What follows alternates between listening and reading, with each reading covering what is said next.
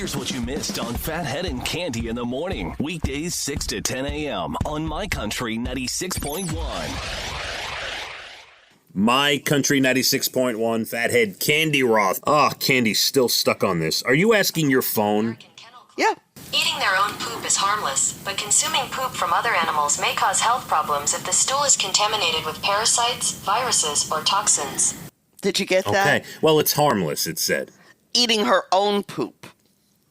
Yeah, well, she's non-discriminatory when it comes to that. She'll hers or Lucy or Millie's, but it's not like she automatically will go eat the poop. Like, it's just when I'm not looking, right? Like, if I'm not paying attention, I don't know.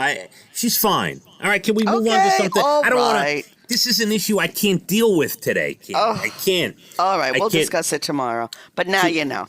Okay, I want to tell you that yesterday I previewed History of Swear Words on Netflix for you. Oh, I didn't see it. I forgot all about it. Well, the good thing about Netflix, it's still there, Cande. Mm-hmm. It's still there.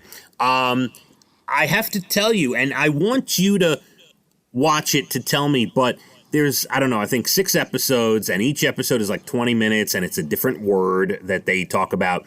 And the first episode is the F word, Cande. The first episode, right to the big one. Right to the big one, and it's hosted by Nicolas Cage, but here's the catch. I watched 5 minutes, and I shut it off. Oh. It was everything you already knew? Well, it was just too much. You know what I mean? It was too much? Yes, okay. I'm going to give you a good example. I'm going to reference another morning show host, and I think this is a good analogy. Our good friend who we both worked for, Howard Stern, who we both love dearly. Yeah, love. Okay. When he moved from terrestrial radio to satellite, what did everybody think he was going to do? Curse left and right all the time whenever he wanted. Talk dirty as much as he wanted. And what really ended up happening? He talked like we talk, off the air with throwing in a curse word if it happens. Right. And so watching this show, The History of Swear Words, it's just too much. There's just even Howard Stern knew, I can't just start cursing like a nut. I'm watching 5 minutes of this and I'm like, okay, you know what? This is even for me, it's too much. So, wow. Yeah, I had to shut it off.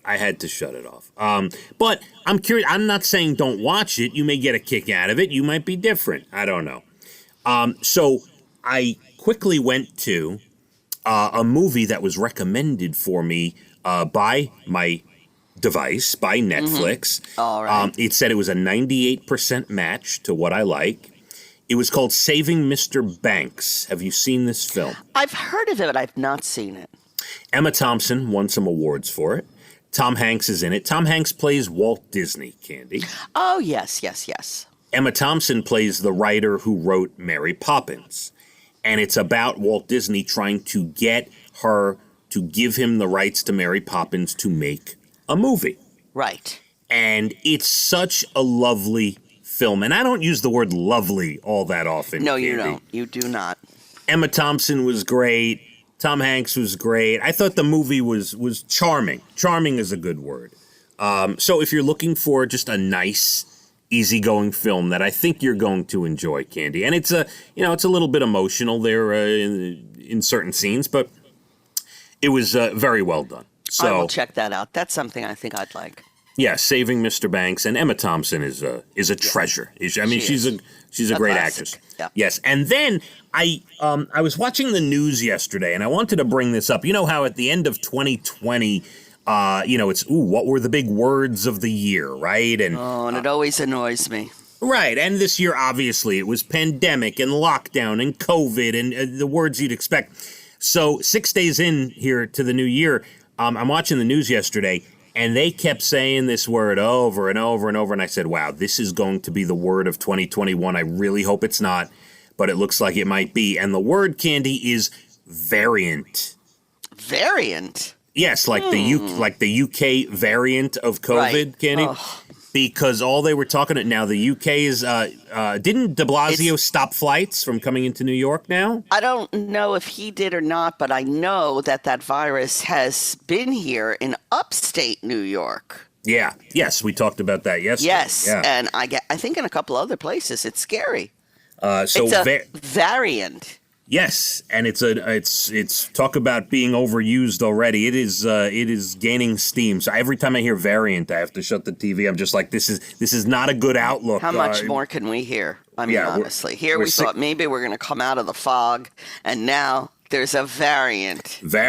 6 days in, that's all I'm hearing is variant. So I just thought it was interesting. It's neither here nor there. It's not. I'm not trying to be Mr. Doomsday. I'm just saying. I turned on the news every 7 seconds. The word variant. I couldn't take. And does this variant, is that affected by the shot we all want to get? Yeah. So the variant is pretty much very similar or the same. Well, it's obviously a variant, so it's not the same, but it's similar to the first type of COVID, from what I understand. And the vaccine supposedly is still good against the variant. Well, that is good news, because I will get that shot. Yeah. So actually, those 2 shots. Yes. Actually, the first nurse who got it. She got her second shot. She got her second shot. Yeah. On TV. Yep. Mm-hmm. My country. 96.1. Phathead and Cande in the morning. Weekdays 6 to 10 a.m. on My Country 96.1.